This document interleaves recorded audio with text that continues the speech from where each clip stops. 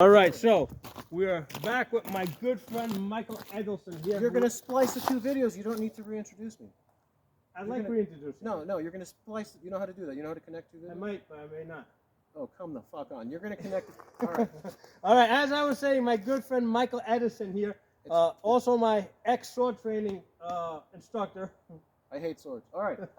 So, a minute ago, which is the video that he spliced with this one, hopefully. Well, we're not going to splice it. I want to have two separate videos. I know what the fucking two separate videos. So, he's a competition shooter, a very modest one, but he's really like a top-notch shooter. No, I'm not a top-notch shooter. I'm not a top-notch Very modest, like I said. Anyway, go ahead, teach. Okay. So, again, this is very basic. So last time I talked about grip, right? How do you test your grip? The best way to test your grip is to shoot at cardboard, right?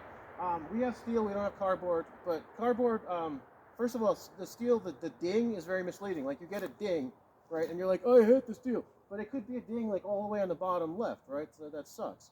So cardboard doesn't lie. You have a nice little A zone, you shoot the cardboard, and you see where you hit. But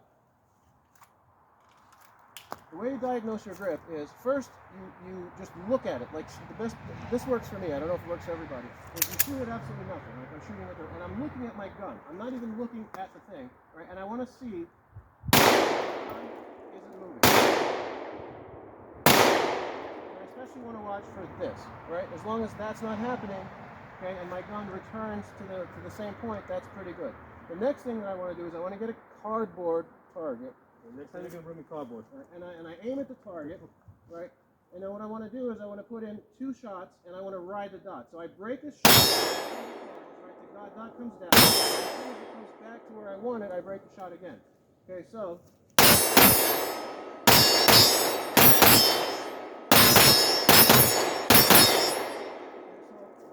I'm riding that dot, right? And it's double taps. Tap, tap, tap, tap. You don't need to go blah, blah, blah, blah, blah. Because usually in competition and on the street, right, you shoot twice. Maybe once to the head, whatever. But it's tough. And plus you don't want to waste ammo because there's an ammo shortage.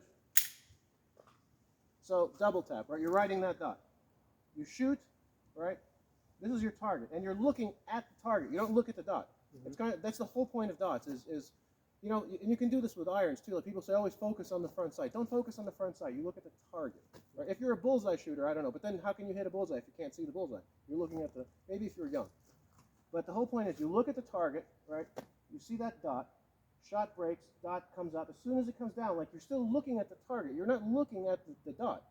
But you see in the target that you're looking at, you see that dot in that zone that you want to hit. And as soon as you see that, you break the shot. See the dot, break the shot. See the dot, break the shot. And you do that with double taps.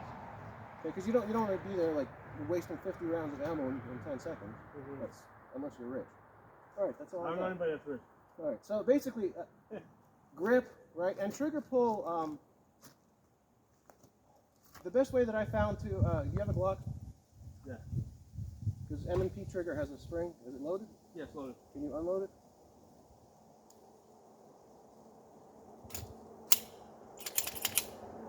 Thank you. So, ice.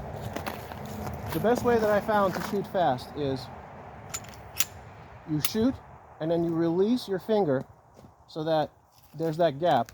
And then when the gun recoils, the trigger comes to your finger and then you press again. And you don't have to release much. Depends on the trigger, of course.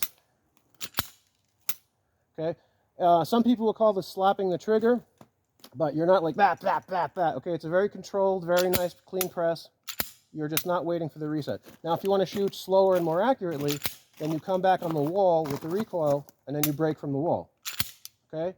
Find that wall, break from the wall. But if you're shooting fast at closer targets, that's going to slow you down a lot. So you break the shot, release your finger, trigger comes to you, and then you break the shot again.